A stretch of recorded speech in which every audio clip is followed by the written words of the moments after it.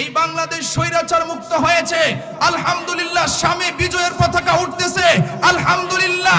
সিরিয়ায় কুরআনের পতাকা উঠতেছে, বিজয়ের পতাকা উঠতেছে, সুম্মা আলহামদুলিল্লাহ। আমরা সকলেই এই আকাঙ্ক্ষা রাখবো, সকলের দিলের ভিতরে এই আকাঙ্ক্ষা রাখবো, পুরো পৃথিবীর মধ্যে মুসলমানদের বিজয়ের পতাকা উড়বে, কোরআনের আইন চালু হবে। নাস্তিক বেঈমান মুরতাদ যারা আছে, যারা মুসলমানদেরকে নিয়ে ঠাট্টা বিদ্রুপ করে, এখনো মুসলমানদেরকে চিনতে পারে নাই। ও মুসলমান, ও ছাত্র ভাইয়েরা, ও আলেম ওলামা, একটা স্লোগান সামনে নিয়ে আগাইতে হবে। হয়তো শাহাদাত, নয়তো খেলাফত। প্রয়োজনে জীবন দিতে হবে, প্রয়োজনে মরতে হবে, ফাঁসির কাষ্ঠে ঝুলতে হবে। এরপরেও এই বাংলাদেশে পুরো পৃথিবীর মধ্যে খেলাফত চালু করতে হবে, কোরআনের আইন চালু করতে হবে। জীবনও যদি দিতে হয়, রক্তও যদি দিতে হয়, কারা কারা রাজি আছেন হাত তুলে আল্লাহরে দেখায়া দেন। নারায়ে তাকবীর, ইসলামের শত্রুরা নারায়ে তাকবীর। চাকা গোল, পয়সা গোল, গোল আলু গোল, এর চেয়ে বেশি গোল মনের গন্ডগোল। ঠিক কিনা? কাক কালো, কুকিল কালো, কালো মাতার কেশ, এর চেয়ে বেশি কালো মনের হিংসা লেশ। মিম তিতা, নিন্দা তিতা, আরহ তিতা খগর, এর চেয়ে বেশি তিতা 203-এর ঘর। ঠিক কিনা? ও জাতি কবলতি, কিবা মন্ত্র জানে রে, প্রেমের রশি গলাই বাইন্দা আস্তে আস্তে টানে রে। শহরে বাজারে দেখো নারীদের ঢল, পর্দাবিহীন তারা করে ঝলমল, অন্যকে তার দিকে আশেক বানায়। দেশটা যে ধ্বংসের পথে, নারীর বেপরদায়, সবার মুখে একই আওয়াজ, হাইরে হাইরে হাই। ঠিক কিনা? ইবলিশের চেলা আজ বাংলাদেশে আগমন করেছে তারা নারীর বেশে। ঠিক কিনা? পার্কে বসিয়া তারা নলাই ঢলায়, দেশটা যে ধ্বংসের পথে, নারীর বেপরদায়, সবার মুখে একই আওয়াজ, হাইরে হাইরে হাই। ঠিক কিনা? তাফসীর কারকরা লিখেছেন, সাকসেসফুল ওই ব্যক্তি যার ভিতরে 3টা গুণ আছে। কয়টা গুণ? জোরে আওয়াজ দিয়ে বলতে হবে, কয়টা গুণ? 3টা। 1 নাম্বার গুণের নাম হইল যার ভিতরে চিন্তা থাকবে না। তাফসীর কারকরা লিখেছেন, যার ভিতরে চিন্তা থাকবে না ওই লোকটা সাকসেসফুল হবে। 2 নাম্বার, যার ভিতরে ভয় থাকবে না ওই লোকটা সাকসেসফুল হবে। 3 নাম্বার, মনে যা চায় সে তাই করবে। এই 3টা গুণ যার ভিতরে থাকবে, আল্লাহ ডাক দিয়া কয় ওই লোকটা সাকসেসফুল হয়ে যাবে। জোরে বলেন সুবহানাল্লাহ। তাহলে আপনারা এখানে যারা আছেন বলেন, চিন্তা ছাড়া কেউ আছে? চিন্তা ছাড়া কেউ আছে? এখানে যারা আছেন খুব মনোযোগ দিয়ে বুঝবেন। এক লোকের মনে করেন 5টা সন্তান। এখন ওই লোককে জিগাইবেন, ভাই আপনার যে 5টা সন্তান, আপনি মনে হয় খুব সুখে আছেন। ওই লোক দেখবে বলবেন, ওই লোক বলবে যে আমার মতো অশান্তিতে কেউ নাই। কথা ঠিক কিনা বলেন? কেন? বলে আমার এই সন্তানটা কথা শুনে না, ওই সন্তানটা কথা শুনে না, এক সন্তান বাবা খায় আর এক সন্তান ইয়াবা খায়, পেরেশানির শেষ নাই। কথা ঠিক কিনা? এক লোককে জিজ্ঞেস করবেন, ভাই আপনার সন্তানাদি কয়জন? বলবো, ভাই আল্লাহ তো আমার একজনও দেয় নাই, তাইলে আপনি বড় শান্তিতে আছেন। না ভাই, শান্তিতে নাই, সন্তান নাই, শান্তি কিসে? কথা ঠিক না বে ঠিক? চিন্তার পেরেশানি শেষ নাই, সন্তান নাই, পুরা হয়ে যাইতেছি। কে পুরা হইলে দেখবে এই সমস্ত চিন্তা সকলের ভিতরে আছে না নাই? তাহলে এখন আসেন এইগুলা না বইলা দেখি কোরআন হাদিস থেকে আল্লাহ রাসূল আমাদের যে নবী ছিলেন ওনার ভিতরে চিন্তা ছিল কি ছিল না। নবী থেকে উম্মত পর্যন্ত আমরা ইনশাআল্লাহ দেখব। মুসলিম শরীফের 3297 নাম্বার হাদিস। কত নাম্বার হাদিস? 3297 নাম্বার হাদিস। 2টা riwayat। এক riwayate হযরত আনাস রাদিয়াল্লাহু তাআলা আনহু থেকে বর্ণিত, আরেক riwayate হযরত আবু বকর সিদ্দিক রাদিয়াল্লাহু তাআলা আনহু থেকে বর্ণিত।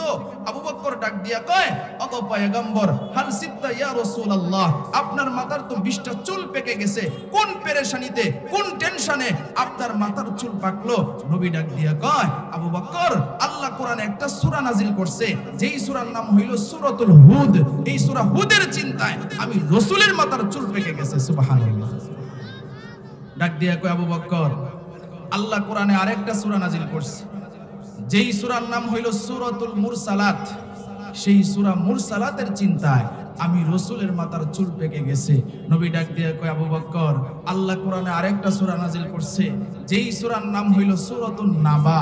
এই সূরা নাবার চিন্তায় আমি রাসূলের মাথার চুল পেকে গেছে।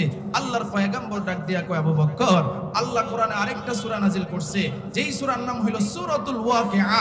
এই সূরা ওয়াকিআর চিন্তায় আমি রাসূলের মাথার চুল পেকে গেছে। আল্লাহর পয়গম্বর ডাক দিয়া কয়, আবু বকর, আল্লাহ কোরআনে আরেকটা সূরা নাজিল করছে, যেই সূরার নাম হইল সূরাতুশ শামস। এই সূরা শামসের চিন্তায় আমি রাসূলের মাথার চুল পেকে গেছে। তাহলে বলেন, যেই নবীর ব্যাপারে আল্লাহ বলছেন আমি নবীর উপরে নিজে দরুদ পড়ি, যেই নবীর ব্যাপারে আল্লাহ বলছেন যত নবী রাসূলগণ আছে সবাই আমি আল্লাহর পাগল, আর আমার বন্ধুর পাগল আমি আল্লাহ নিজে। সুবহানাল্লাহ কোন। তাহলে সেই নবীর যদি চিন্তা থাকে আপনার আমার কি কথা, ঠিক কিনা বলেন? তাহলে নবীর চিন্তা ছিল। এখন আসেন দেখি যে আমরা তো ওলিয়া উলিয়ার ভক্ত, কথা ঠিক না বেঠিক? দেখি ওলিদের মধ্যে কারো চিন্তা ছিল কি ছিল না? একজন ওলি ছিলেন এবং বড় আলেম ছিলেন, যার নাম হলো হযরত হাসান বসরি রাহমাতুল্লাহি আলাইহি। তিনি একদিন পানির উপরে যায় নামাজ বিছায়া নামাজে দাঁড়াইছে। সুবহানাল্লাহ কইতেন না? পানির উপরে যায় নামাজ বিছায়া যখন নামাজে দাঁড়াইছে, এখন ওনার আরেকজন ছাত্রী ছিল হযরত রাবিয়া বসরিয়া। তিনি যখন দেখলেন যে হাসান বসরি পানির উপরে যায় নামাজ বিছায়া নামাজে দাঁড়াইছে, তিনি চিন্তা করতেছে, হায় হায়, আমার উস্তাদ দেখা যায় পানির উপরে যায় নামাজ বিছায়া নামাজে দাঁড়াইছে। অন্য যারা বুঝে না, যাদের জ্ঞান বুদ্ধি কম, হইতে পারে আমার উস্তাদের এই অবস্থা দেখে তারা শিরিক করতে পারে, কথা ঠিক কিনা বলেন? যে তিনার মতো বড় ওলি আর কেউ নাই, সেজদাও দিয়া ফেলতে পারে, এমন বুকা মানুষ আছে না নাই? এখন রাবিয়া আল্লাহরে ডাক দিয়া কয়, আল্লাহ, আমার উস্তাদ তো পানির উপরে যায় নামাজ বিছাইছে, তুমি আমারে একটু তৌফিক দাও, আমি যেন বাতাসের উপরে যায় নামাজ বিছাইয়া নামাজে দাঁড়াইতে পারি। জোরে বলেন সুবহানাল্লাহ। রাবিয়া বসরিয়া আল্লাহরে যখন এই কথা কয়, আল্লাহ তারে তৌফিক দিয়া দিল। রাবিয়া বসরিয়া বাতাসের উপরে যায় নামাজ বিছাইয়া নামাজে দাঁড়ায় গেছে।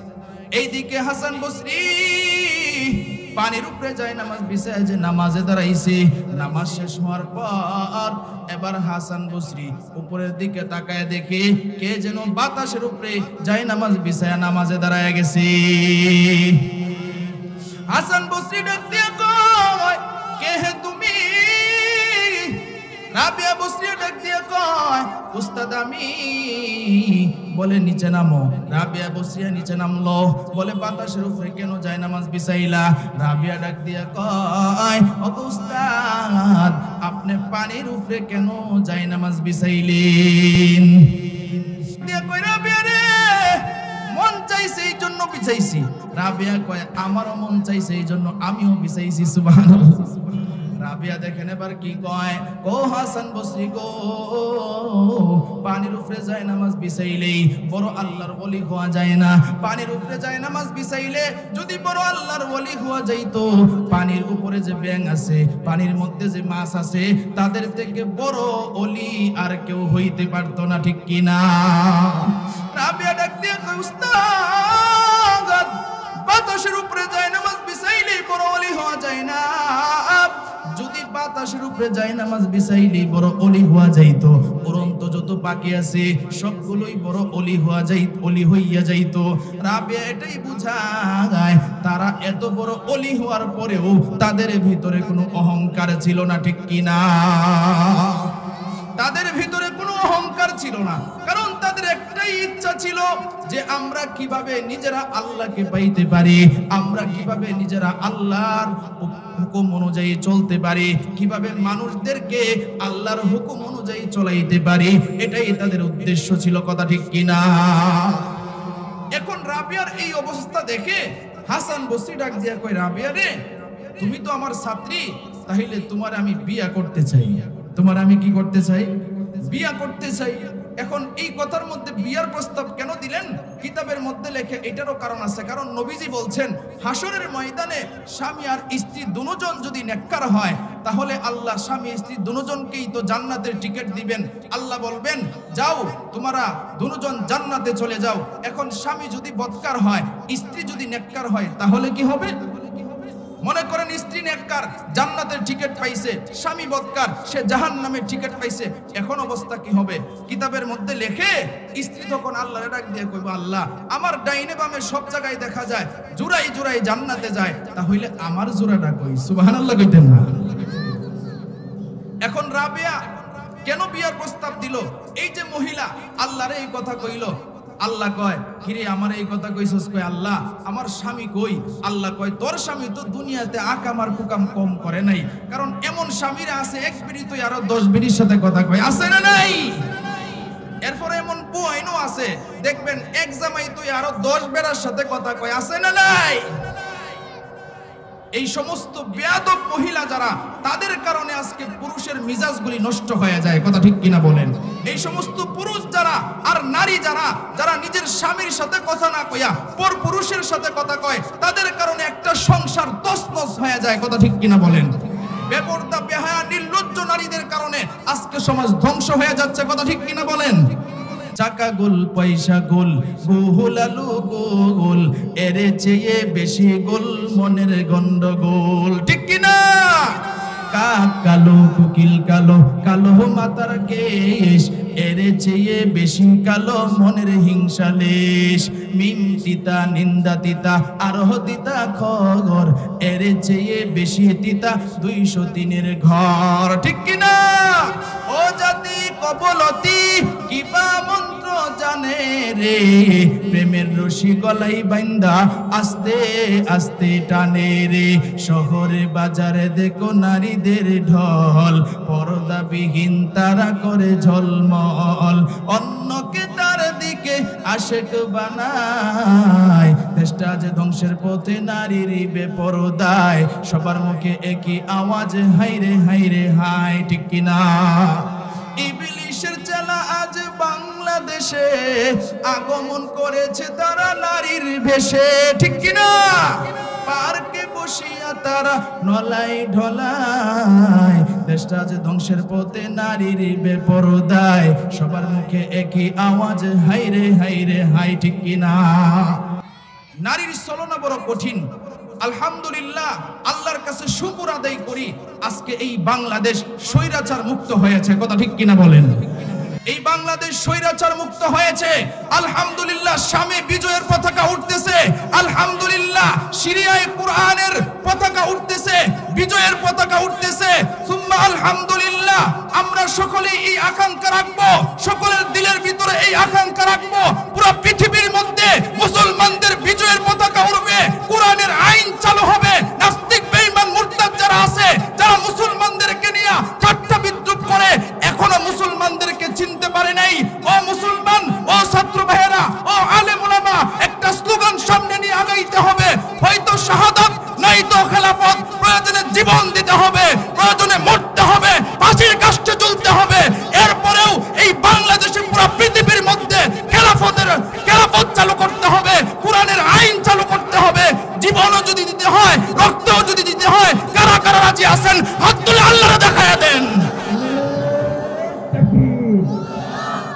নারায়ে তাকবীর, ইসলামের শত্রুরা